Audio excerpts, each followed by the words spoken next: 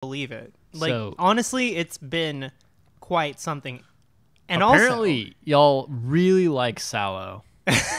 that was the one. That was the one everybody was like, damn, we gotta. And so if you like shit eating, apparently you do. we're gonna keep it coming. We got the shit eating coming. Well, so apparently people like the shit eating. So we thought about this.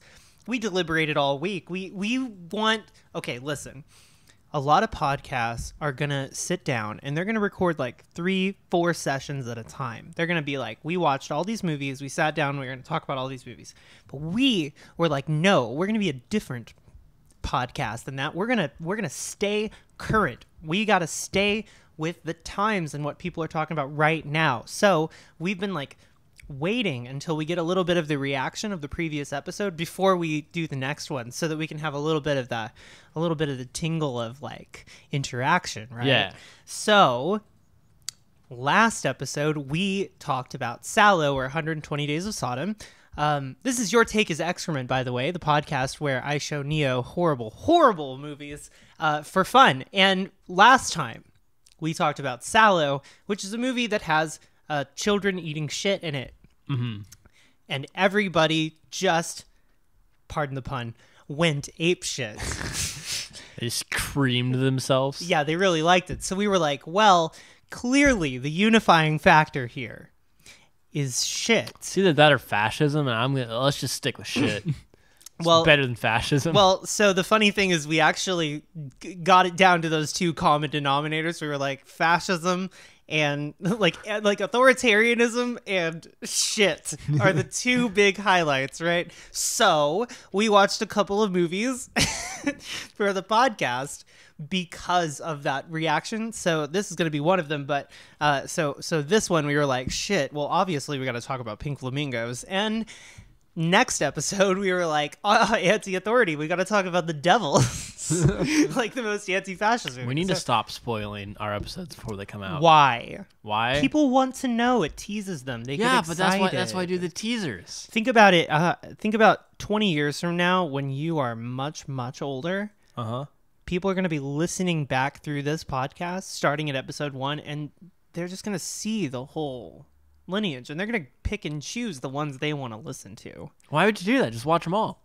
I mean, in linear 20 order, years in obviously. the future, what else do you have to do? Go to work at the Bezos mines? The Bezos mines? What are you going to do? Making Amazon nickels? Work on the Tesla plantations? Like, grow the Tesla trucks? The Tesla trucks from the ground? Exhaustively listen to my podcast, cowards. This is, of course, after we've given sand sentience so that it too can operate on the level of human. Do you think once we make AI, we'll just be like, I want to go back to sand, please? Yeah. Absolutely. Return me to please silicon. Return me to sand. It's gonna go to a beach and it's gonna be like, I wish to be with my brothers. It's gonna be a graveyard. All right. It's like us going to the zoo. That was really good. I started coughing. I'm back. Right? Yes, I'm fine. Hi. Hello. Today on Your Take is Excrement, the podcast where we talk about all things apparently shit and anti-authority. Today we've watched the seminal, the importante John Waters extravaganza of psychological torture, Pink Flamingos. It's a movie that's just ego violence. Pretty much. I mean, I think John Waters every morning wakes up and chooses violence, but Pink Flamingo is his biggest act of violence. It's his Flamingo. You said it's singular, and that just sent me. Pink Flamingos. I'm sorry. No, it's fine. You can call it Pink Flamingo. It's his loading a bunch of fertilizer in a pickup truck. Kind of morning. Yeah, and putting it right in front of my house. Yeah. Someone has sent me a bowel movement. So, wow. There's so much to talk about. But as per usual, we're going to give it over to the catboy and have the catboy try to describe the plot of Pink Pink Flamingos, a movie that I'm pretty sure you were almost too drunk to watch. I don't think I was drunk. Was then I? Do you remember the movie at all? I do. We were multitasking. Maybe it was me. Maybe it was It might me have been that was you. drunk. I was not. Okay. Anyway, so the film is about a family of, I can't remember any of the characters' names as always, but it's Divine, her mother, her brother, and her sister, or her son. Her son? Oh. Yes. She had him out of her vagina. All right. And her whole bit is to be the shittiest, filthiest person on the planet. Mm-hmm. Well, I guess her bit is to have their family be the shittiest, filthy family unit on the planet. Yes. And which they succeed at. Yes. And she's already, at the start of the movie, she's already famous for that. And then they encounter this couple. They're lesbians, right? Or I'm sorry? what? No. I'm trying to remember. No, there's the one guy with the blue hair, and there's the girl with the red hair. Oh, yeah, I'm sorry. Come on. So they encounter those two, but they kidnap women, force a gay man to rape them so that they can farm their babies for lesbians. That's where the lesbians came in. Right. I knew it was there somewhere. You knew there was some lesbians in there somewhere. Yeah. Anyway. So they decide that they need to take down Divine so they can be the shittiest people on the planet. Yes. And so then the whole movie is them trying to come after Divine, only to realize that there is no depth to which Divine will not sink. So they, after a series of events, they try to burn Divine's house down, and they kill Divine's mom. And then Divine... What? I'm sorry. No. No? I don't think they kill her. Do they kill her? Azzy. I'm gonna be honest. I kind of checked out for like a little bit of that that's movie fair. there. That's fair. They do burn down her home. Yeah. Anyway, I'm sorry. So they just burned down the home. But didn't the mother characters disappear? No, she got married to the Eggman. She married the Eggman. Oh. Come on, Neo. She married the fucking Eggman. I knew that. I don't. I'm sorry. Neo. I knew she married the Eggman. All right. So then Divine kidnaps the two people who burned her house down, kills them, eats some dog shit off of the ground, and then moves to Boise. Boise. Boise. So, Neo, there's another film that I'd like to talk about. And I know we're supposed to be talking about Pink Flamingos. Pink Flamingo, but I have another film that I'd like to talk about instead. It's called Only God Forgives. Have you heard of this film? I have not heard of this film. Okay, so it's a film directed by Nicholas Winding Refn. Do you know who that is? Nope. Okay, so Nicholas Winding Refn is Alejandro Jodorowsky's protege. He directed Drive, and he directed The Neon Demon. Very good movie. He also directed Only God Forgives. And so Only God Forgives is his most hated movie. Mm-hmm. It's the movie that most people that like Nicholas Winding Refn, and for that matter, like Alejandro Jodorowsky, do not like. Pretty much everybody doesn't like Only God Forgives. Hot take, I think it's fine. Mm-hmm. I think it's fine. We'll have to watch it for the podcast, and we'll have to see what you think of it. But to tell you briefly the bit, Only God Forgives is a movie about a guy who wants to fight God with his fist, like in a fist fight. Mm-hmm. And like the anime Angel Beats. Yeah. But he doesn't realize that he's fighting God. You know what I mean? So he wants to fight God on his terms, not realizing that God doesn't fight on his terms. He fights on God's terms. Therefore, he can just do whatever the fuck he wants. So obviously, the fight doesn't go well.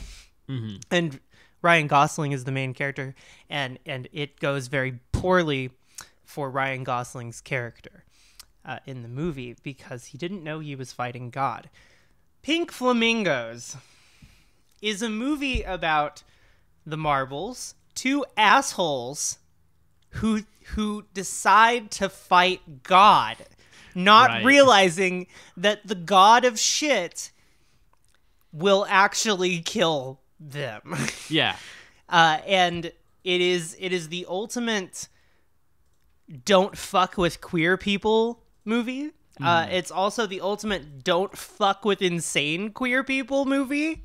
And it's also the ultimate, well, if you think that I'm a villain, then check this out. Watch me be way worse than you could imagine. Right. You know, it's almost making a spectacle out of the fact that society makes queer people a spectacle, if that makes sense. So, important to note that El Topo is the first in like a kind of lineage of midnight movies. It was sort of movies that were really popular at midnight in a specific couple of theaters in big major cities. And they played movies like, El Topo, Eraserhead, Rocky Horror, very, very rarely Phantom of the Paradise, but and then of course that era sort of bookended with the Holy Mountain. Like the Holy Mountain was the end of the midnight movie era in a lot of ways, because it was just like, it was so big and so grand, and it kind of did everything that everybody wanted. So psychedelia kind of didn't need to exist much longer. Right. Like it had been done. But that all started with El Topo, and Pink Flamingos found its way in there. There's a famous image of David Lynch and John Waters like together at a Big Boy. Like, because both of their movies were playing. It was Eraserhead and Pink Flamingos, like in tandem in the same general time. And so John Waters just began making movies entirely for that crowd. And so Pink Flamingos was a movie intended for that crowd, and knowing what that crowd did. And that's where we get to the fun zone here, Neo, because El Topo, The Holy Mountain, Eraserhead, midnight movies, these all kind of land at a very specific time in history when the drug LSD was enormously popular. So people the reason that the midnight movie craze was such a big deal, beyond just being cool and psychedelic, was a lot of people went there to do psychedelics. Right. They went there to do acid or do shrooms and watch these crazy ass fucking movies. And more primarily acid, because it was just everywhere. So now I want you to picture, we've watched El Topo on acid. We have watched The Holy Mountain on acid. Yes. I have personally watched Eraserhead on acid, and I have seen Pink Flamingos on acid. We have watched Cannibal Holocaust on acid. We have watched The Matrix on acid. We have, but that doesn't count. No. My point is, we've kind of done this experience, right? I have done that experience of, wow, what would it be like if you went to the midnight movie theater, had some fucking acid, and watched El Topo or Eraserhead or whatever's playing that night. And so that's kind of the apex moment there, because you have to imagine homeboys waltzing into Pink Flamingos for the first time, trusting this zone, trusting this space, and getting acid, sitting down and either A, having the greatest time of their life, or B, profusely getting sick, like getting horrifically ill. So it was cataclysmic. It was like a nuclear bomb of a movie to be in a theater. Right. Like dropping this mixtape fucked the whole thing up. So I bet John Waters loved that. He did, and it was all made intentionally for that purpose. Twisted little smile on his little face. Yeah. Well, a little pencil mustache. Yeah. Well, and so they're very much. It's a movie. He does poppers and yes. It's a movie that requires that you stand on one side of a line. You either are with it or you are fucking against it. You have one or the other. And if you're on drugs, you don't get to choose which side you're on. So I was kind of curious, like, is this going to make me feel worse or ill or confused on this drug? Or is this going to make me feel like with it and excited? And it turned out very much with it, very much excited. I thought that it was the bee's knees. But watching it with you, different experience. Much more calm. We didn't do any drugs. We just sat down and watched Pink Flamingos as dry as possible, which is a different experience, I will admit. It's not necessarily what was intended. No. You are meant to go in there with some kind of substance in you. Mm-hmm. But we went in as dry as possible and watched Pink Flamingos in those conditions. Mm-hmm. But knowing that, fucking imagine it. Yeah. Like, imagine being there. Imagine that. Just like what that crowd must have been through. Yeah. I mean, I don't think like I think there are better like divisive movies to watch on acid, or ones I would rather watch that kind of have that same sure, divisiveness. Like The Holy Mountain. Like Sallow. What? I legitimately. What? I think that. Are you about to soften on that movie right now? I am. What the fuck? I think. Neo, what the fuck? All right, let's hear it. Let's hear it. The shit eating in Sallow isn't as bad as the shit eating in Pink Flamingo? Pink Flamingo. Okay. So I think like. Well, because it's real. Yeah. Like with Sallow, it's like, that's some chocolate. You know, Yeah. and it's still gross, but that's some chocolate. I had to look away from Pink This was Flamingo. literally dog shit. I was like, Like, you watch the dog shit come out of her asshole, land. She picks it up, smiles, and tosses it right back. Neo is having a hard time right now. I very nearly threw up. And I don't have like a weak stomach generally. I don't know why. Like, Neo's just starting to watch May's favorite movies. no, I have seen some like fucked up shit and have been like, that's life. Fine. But for whatever reason, watching Divine be like, ooh, dog shit. Nom nom nom nom nom. Nom nom nom nom nom. Well, and she played it off pretty good. Yeah, and she sold it. Oh, Neo. But that's not, I don't even know. Is that the worst thing in the movie? Was for me. Really? Yeah. I think it's just because it's the most genuinely appalling, but I think, because everything else was obviously a special effect, and it wasn't. Well, hold on now. Well, she did lick someone's whole house and then give someone a blowjob. And by she, I mean he gave him a blowjob for a movie, because Divine is a man in drag. Yeah. Well, that's not shocking to me. Well, I know that's not shocking to you. You love blowjobs. What, I just mean you think I haven't watched a guy give another guy a blowjob? Yeah, I know. I mean, well, who hasn't? Yeah, it's like America. But at the same time, I went to boarding school. I get it. Okay, but I mean, like, I don't know. It's a little fucking freaky, right? He's like laying on the couch and he's like, "Oh, mama." Oh, mama, I love it when you blow me, mama. Well, you know what ruined the impact of that scene? What? The prevalent your dramatic need to ejaculate? No. I'm gonna say this not like I don't know how to introduce this. The prevalence of incest porn.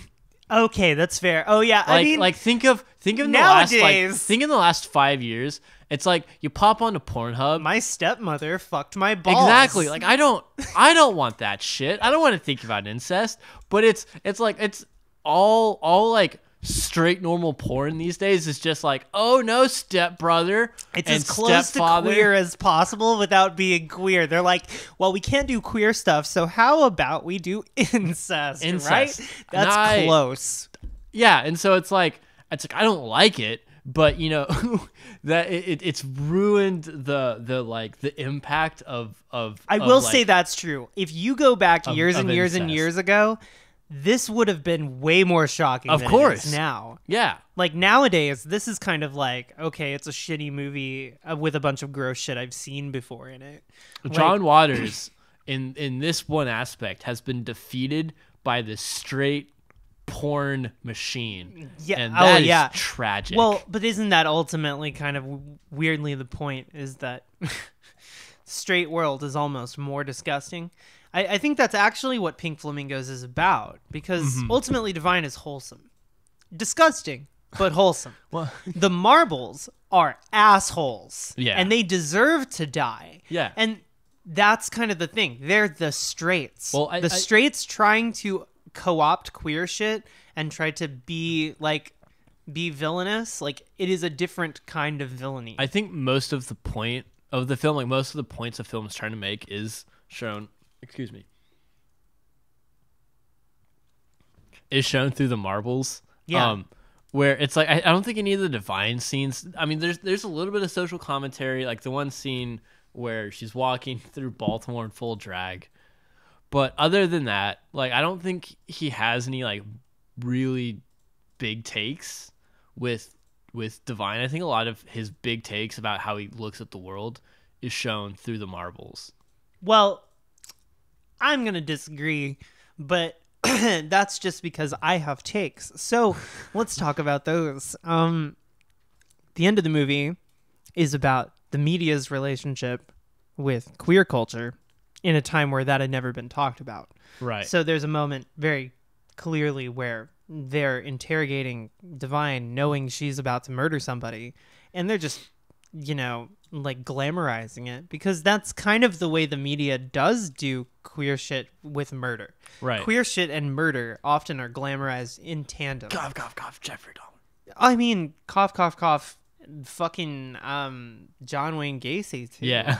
I mean, there's so many, but the point is, it's like glamorizing gay murder is like a media thing that existed at the time, that was like a joke that was really fucking funny to them, but to us, we're kind of used to it. It's like we've just kind of assimilated the concept into culture. So like we don't quite have the like intensity that they had with Right. it, but at the same time, like, it's still pretty intense of a theme. It's still not something that we're talking about now. I feel like the other thing is, like, as far as queer representation goes, like, Pink Flamingos demonstrates that the world is more queer than you think it is. And that is the ultimate thing that scares the straights about it, is the threat that, queer people are kind of like Bigfoot, and they're kind of just like, crouching around like Bigfoot through the town, stealing meat and shitting on the lawn, hiding out, not paying any taxes. And then, like, this is a terrifying concept to, like, straight culture, that people like this are out there, but not only out there, but are, like, common. Right. And are not, like, dramatized. So there's this moment, right, where one of the marble man, I can't remember his name. Oh no. Anyway, the blue-haired marble man. The inspiration for Team David Rocket. Lockery. Yeah, the inspiration for Team Rocket. Am I wrong? No, you're not. You're probably right. Do you who made Pokemon? All right. Never mind. I bet he was watching Pink Anyway, Flamingo. so David Lockery's walking in the park, and he walks up to a trans woman, and he shows the trans woman his dick. And then she shows him her dick, and he freaks out and runs away. And that's fucking hilarious. Right. And that's fucking hilarious for several reasons. But the first reason is because nobody on Earth had seen that shit in a movie, and still hasn't. Right. Ever. That's the one instance I can think of where something like that happens. In the same way that, like, not only does this movie depict gay culture, but also they have a literal gay man gape his asshole for us to enjoy. To enjoy. Because, and you know what? People find that hot. But in this movie, they demonstrate it to be a gross thing. And so the fucked up thing is like, how often is something that's gross in this kind of hot to somebody? Mm-hmm. And almost the queerness and its relationship with like the documentary aspect of the movie, like how it's like documenting the lives of these weird, scary queer people, just kind of demonstrates that they're not as bad as straight people and everybody's a fucking freak. And nobody wants to accept it, but we live in a world of freaks, and like Pink Flamingos is, and John Waters for that, and you know, it's like one voice clearly saying that, and that scared the piss out of a lot of people, right? And that fucked a lot of people up, so they didn't like this movie a lot, you know, in the same way. But then if you're a queer person and you watch this and you're like, oh fuck, look at this, on the other end, so the dividing line very literally is where you land on queer issues, is where you land on Pink Flamingos. And in that way, it becomes like the most punk rock queer movie ever made, like without a doubt. Even though, is it the best movie about queer culture? You know, probably not. Is it the movie that I feel like you should show straight people to get them to think about queer issues? No. Like, if I showed this to my mom, she would lose her fucking mind. Imagine showing this to my parents. Yeah, really. But at the same time, like, necessary for a certain subsect of people, I would say. Yeah. Yeah, and, like, I think it's growing in importance, which is not something I can say about most of the movies that we watch. Like, growing in importance. And what, you don't think Cannibal Holocaust is growing in importance? No, I don't think that Cannibal Holocaust is... Holocaust. Okay, well, actually, I mean, yes, very literally is. I mean, we still see journalism. I mean, look at what happened on YouTube for the last, like, you know, 10 years, right? Everybody got pipelined to the right, you know, through a bunch of like really shitty journalism. So yeah, Cannibal Holocaust is still very much relevant because look what it ended up doing. You know what I mean? It does have ramifications that are bad, but the same goes for Pink Flamingos, where it's still like there's this shock and awe about queer culture, like it's some sort of disgusting, gross monster, but it's also a sexual orientation zoo. Right. You know, like the sexual orientation zoo. That's the movie. Well, I think you like sex is as gross as you want to make it out to be. You know, like no matter, you know, straight, gay, whatever. Like, you know, it's and the worst sex scene in the whole movie is the straight sex scene where somebody stuffs a chicken between two people. Yeah. Like, that's pretty bad, but it rivals the scene where the two people lick each other's feet. That's also pretty fucking bad. Yeah. So it's like the two scenes in the movie that are the worst, in my opinion, are the two sex scenes between straight people. Worse than the dog shit? Yeah, I can handle a little... Who got hurt? Nobody got hurt. She ate a little dog shit. She's fine. She's dead. But that's not because of the dog shit. How do you know? Because it was like a heart thing. She wasn't the healthiest, but it's not a big deal. I don't think dog shit helps your, it didn't your help. cardiovascular No, it didn't health. help, Neo, but it didn't hurt either. You don't know that. You know what? I don't. You're right. I don't. You know what? She might have died from the dog shit, okay? If that's what you want to believe. But it's like the shit that broke the camel's back. God damn it, Neo. It's coming up on that 30-minute mark, so we need to do a little advertisement, some little advertisement, and I would like you, Neo, to do this advertisement. We would like to thank all of our patrons for supporting this podcast. If you want to be a patron and support whatever it is that we're doing here, go to patreon.com/excrement. There's tiers for just supporting us for a measly $2 whole. That's $1 more than one, but $1 less than $3. Or if you want to be shouted out in the podcast, you can hop on for $25. If you want to advertise with us, just give me $75 and I'll advertise whatever you want. unless it's a swastika. And then I'll tell you to fuck yourself if you try to pay me to do that. But anything else, you want me to advertise your anal bleach? Hell yeah, I'll do whatever. This is hilarious, by the way. No, I mean, no. Hold on. This is still the ad. We're still in the advertisement. I was like, okay, Neo, it's time for you, man who's never done an advertisement plug before in your life. It's time to go. I want to see what you do. And you know what? You wriggled like a little worm, and it was kind of cute. Worm. Oh yeah, no, that's cute. You should do that. So, anyway, hi folks. Patreon.com/excrement is the fucking place at this moment. A couple people actually pledged. Yeah. Hell yeah. Thanks, I'm kind y'all. of amazed.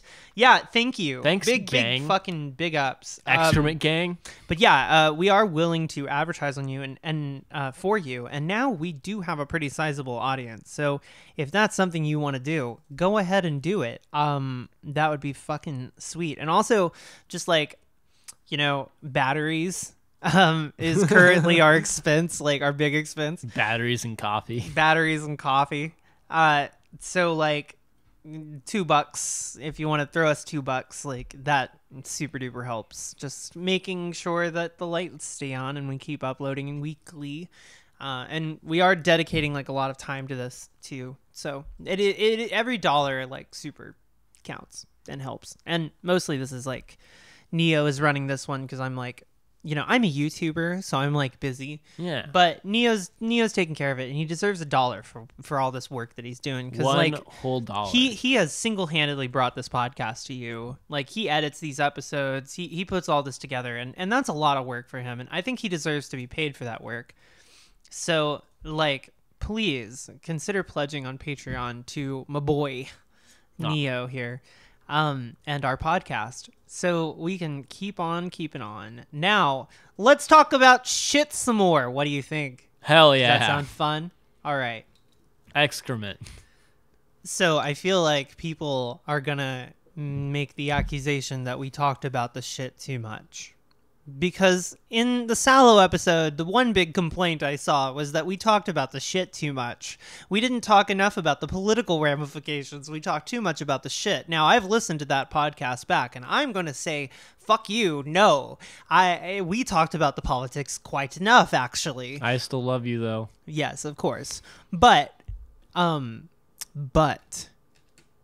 we are probably going to get accused of talking about the shit a little bit too much in this one. So, all right, let's talk about we the need politics. to talk about something else. Neo, it's time for you to deliver to me your spicy, sweet, sweaty, dirty, in a box gift of your takes. Let's hear it. Well, so I guess like politically, I think that the movie doesn't say anything that's exceptionally how do you say this, like challenging. I think a lot of the political takes in the movie and the political commentary is a little bit like, well, yeah, and it's probably because this is one of the first movies kind of like this to really just come at people. But the whole bit of like, hey, like a little gay party's pretty cool. Straight people are kind of weird. Like, sex is only as gross as you make it. Hey, straight people run organ or children farms, and that's kind of shitty. Maybe don't do that. Yeah.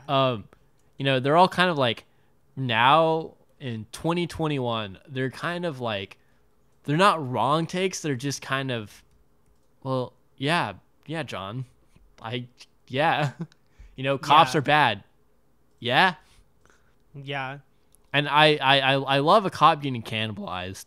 So you feel like the movie has not aged well.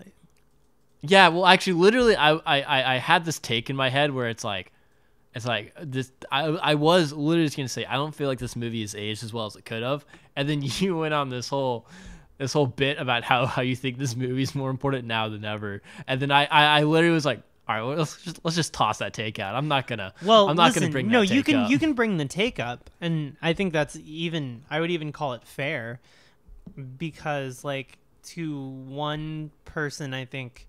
See, I think it's a shocking representation of a lot of these issues, right? So it continues to be kind of a shocking representation for a lot of these issues. Even still today, a lot of people make queer movies and they're like Love, Simon or some shit. You know what I mean? Yeah, like some cushy faggy movie. I feel like a lot of queer movies are the like the stereotype of like the one shot where they're like, not fucking evil. No, the one shot where they're like doing laundry and they throw the sheets up and the sun is shining through the sheets and they see each other's face.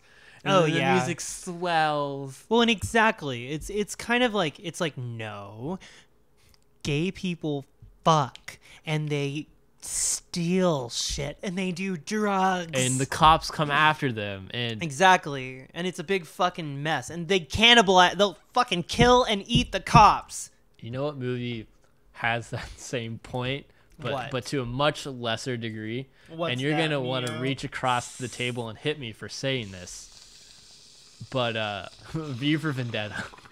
Why would I want to hit you for this? I don't know, because I feel like it's a bad take, but no, there's But my point there is like, even that movie, it's scared to show you the realities. It Right. does. It'll show you close. It will take you to the door. But this one walks through. Yeah. And that's why I say that it's more important now, because I feel like it's the mentality, right? It's I miss this mentality of noticing the door and walking through it instead of walking people to the door and leaving them there.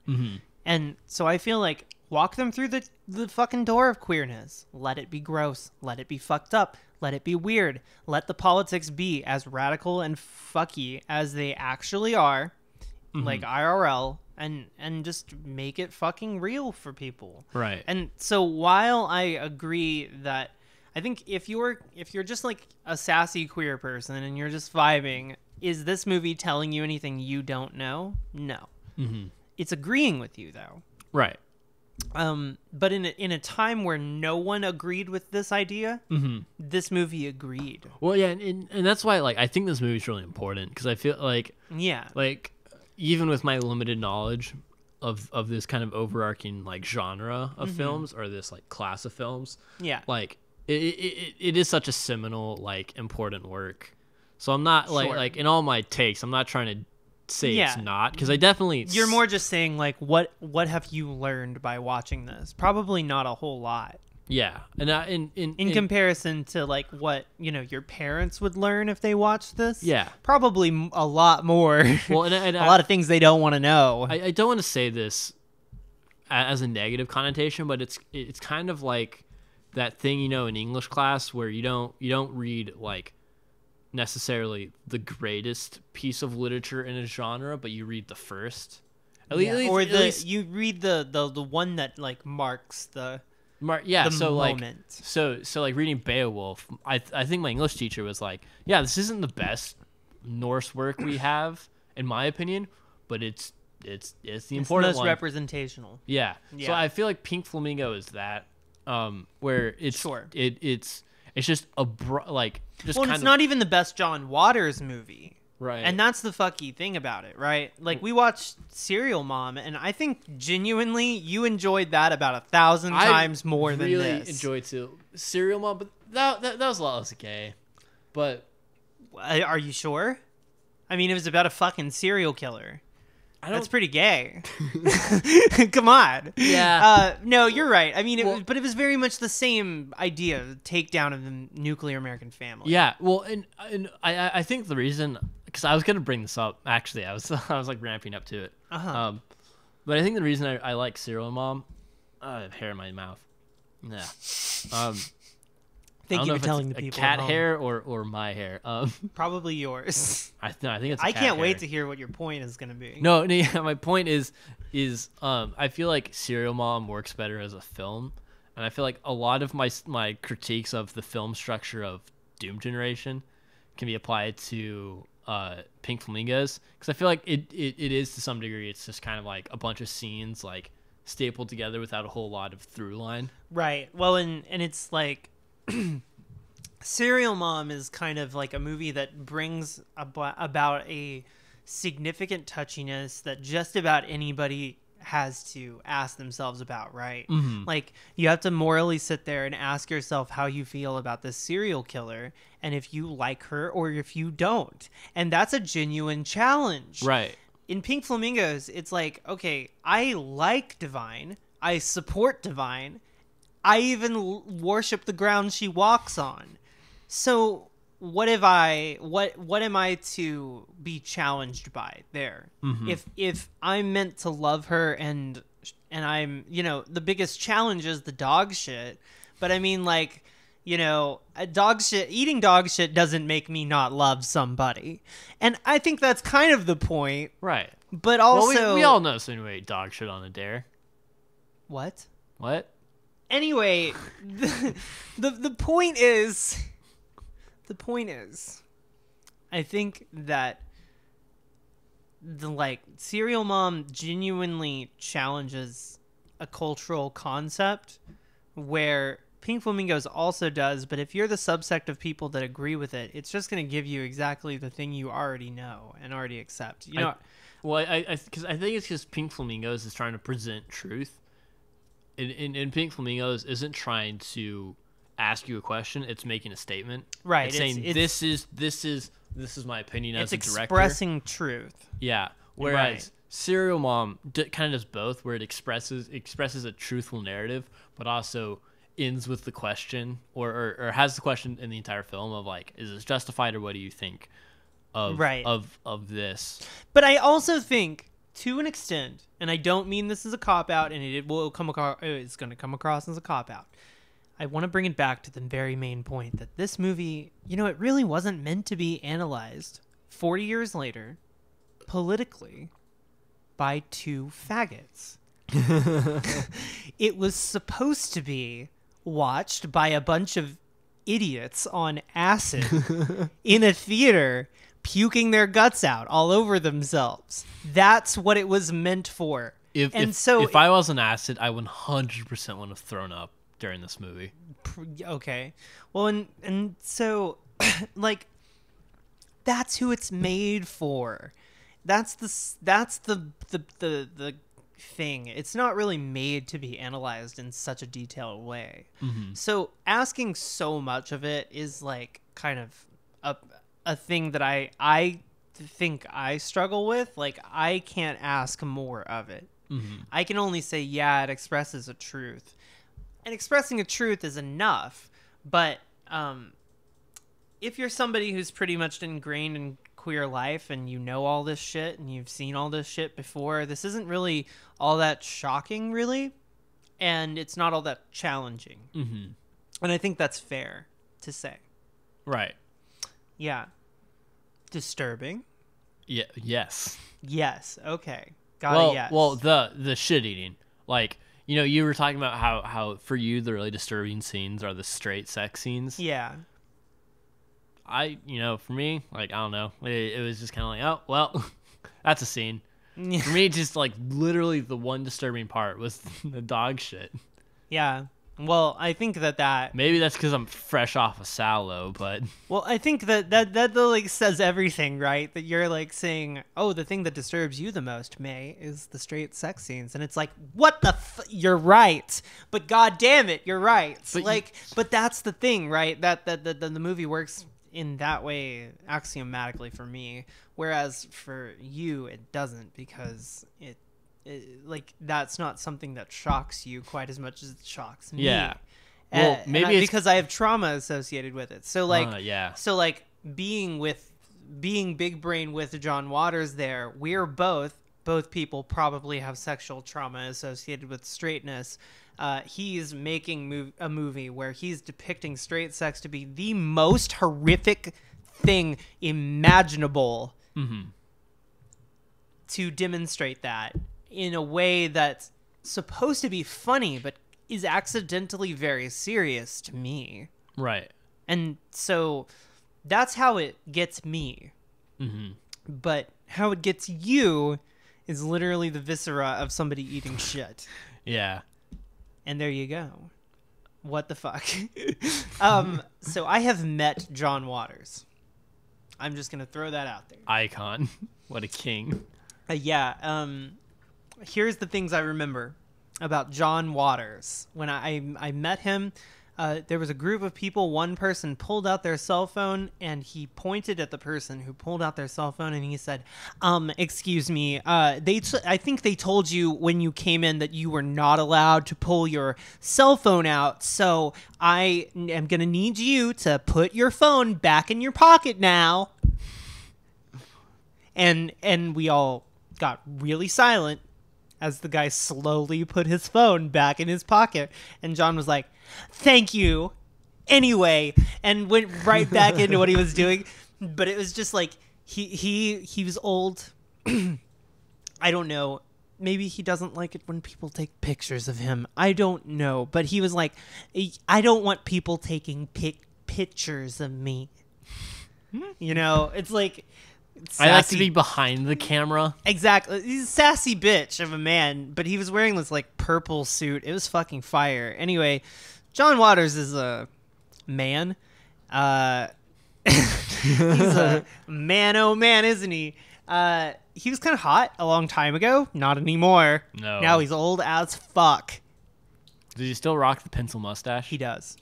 Of course he does. It's his like thing. That's a part of him. Yeah.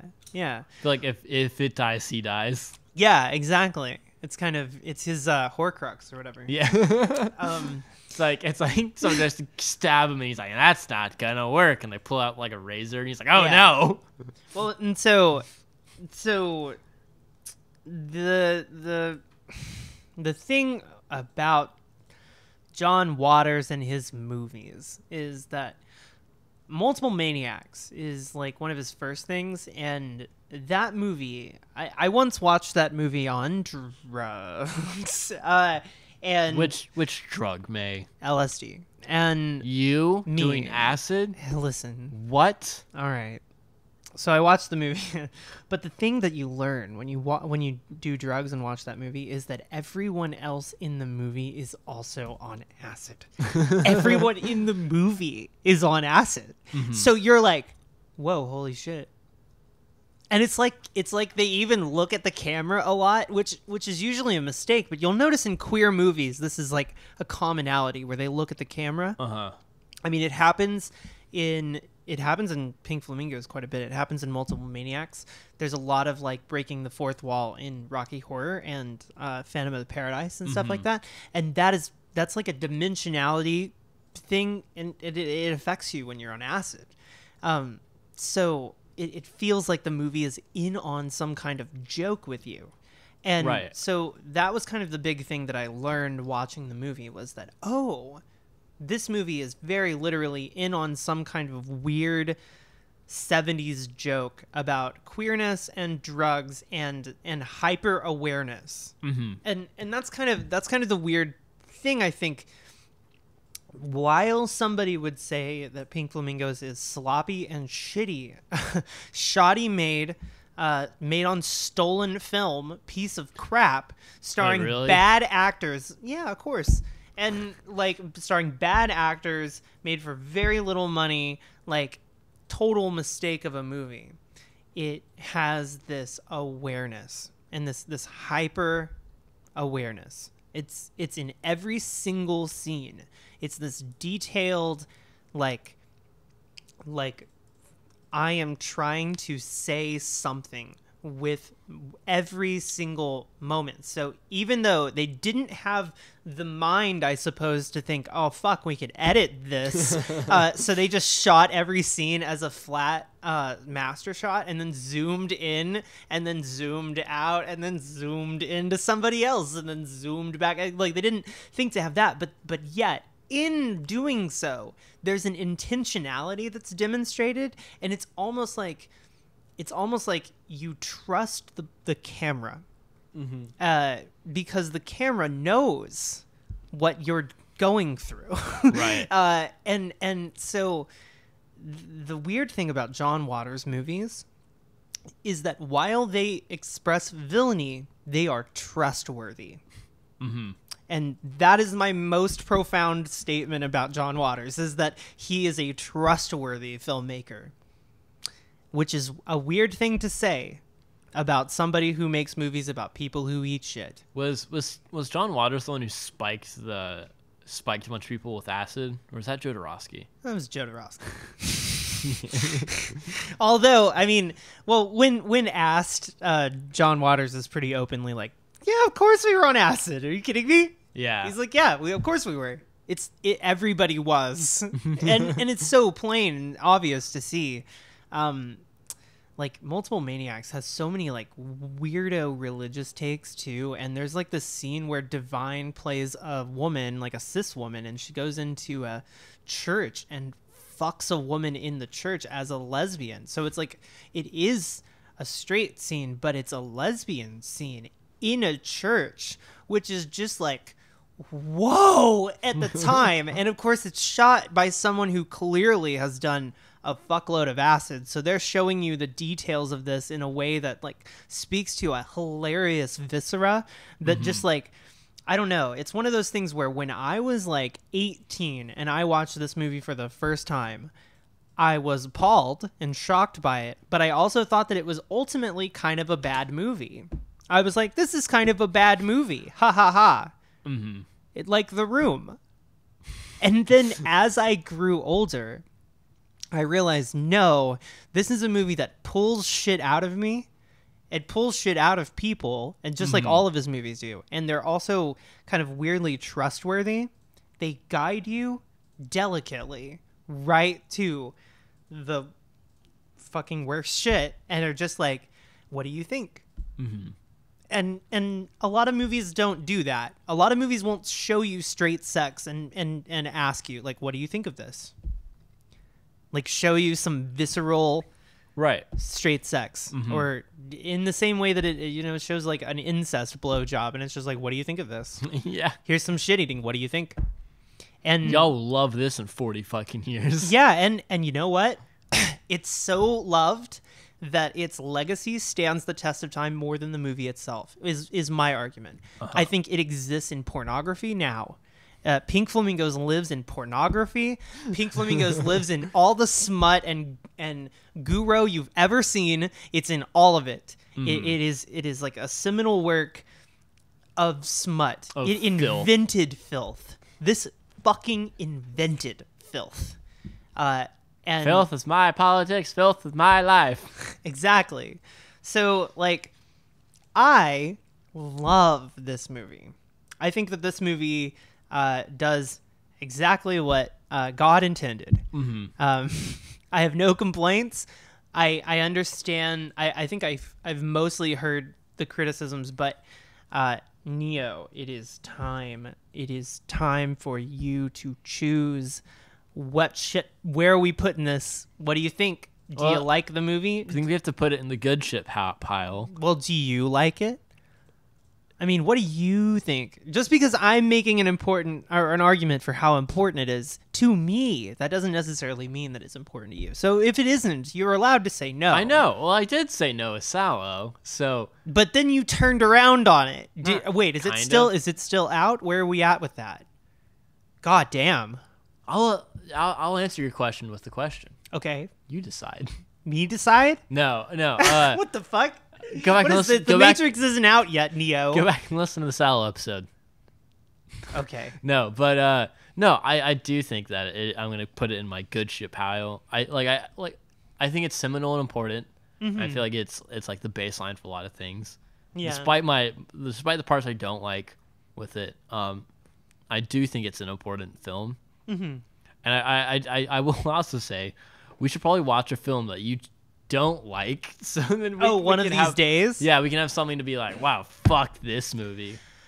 Yeah, that's fair. Because you're only like, here's this film I really like. Let's talk. Right. We need to pick something that it's like, here's this thing that other people like, but I despise. I guess, and then I gotta find something, don't I? Yeah. What don't I like? I don't know. I only watch things I like. I never watch things I don't like. This is complete bullshit, by the way. I watch things I dislike viscerally all the fucking anything time. I put on the TV. Oh, fuck you. Anyway, all right, fine. All right, so let's see here. I said that I'm putting in my shit pile. Obviously, it's like the classic. You spent 55 minutes raving about it. I did. I'm sorry. The big question on my mind over here is like which John Waters movies are like the ones that I think are actually like, because like this is the one for everybody kind of, there was an Alvin and the Chipmunks movie where John Waters made a cameo and Really? Yes, and here, like, I can prove it. Do you want me to? I believe you. Okay, well, so Alvin like was sitting next to John Waters on a plane in the scene, and the chipmunk goes, "Oh God, it's you!" And John Waters is like, "Hi, I'm John Waters," and the chipmunk is like, "I know who you are. I've seen Pink Flamingos," which is fucking hilarious. Well, because by the way, because the chipmunk, they obviously can't like put the movie in themselves. So that means that their master is like, all right, kids, time to watch a movie. Showed Pink Flamingos to a group of little chipmunks, children chipmunks. That's great. So fuck me, I guess. I like Female Trouble a lot. I like Serial Mom a lot. I do really like Serial Mom. Serial Mom. This is kind of a quiet recommendation here. I don't know if there's any I don't know if there's enough takes to be had in the movie to do a whole episode of Serial Mom. Probably not. But it's good. Yeah, it's well, fun. And see, I'm kind of the opinion that everything to be said about John Waters, we have pretty much said right here. Yeah. Like, there's not an awful lot more. I can't watch a lot of his other movies and take away similar. So this is about it. Like, I hope y'all vibe with these takes about John Waters, because this is about the depth of my John Waters takes, and I have met the man, so there you have it. Thank you for listening to the podcast. Your Take is Excrement. Yeah, that's our podcast. Thank you for everyone who's subscribed on YouTube. And also thank you to all of our patrons over at patreon.com/excrement. Thank you so much, my babes. One day I'm going to give you a big old hug. Extra bays. Extra bays. Extra bays. I hate that. All right, kids. Be safe. Have a happy Halloween. And remember to take your vegetables and brush your hair. Don't participate in incest blowjobs. Ooh, if you can help it. See you later. Bye.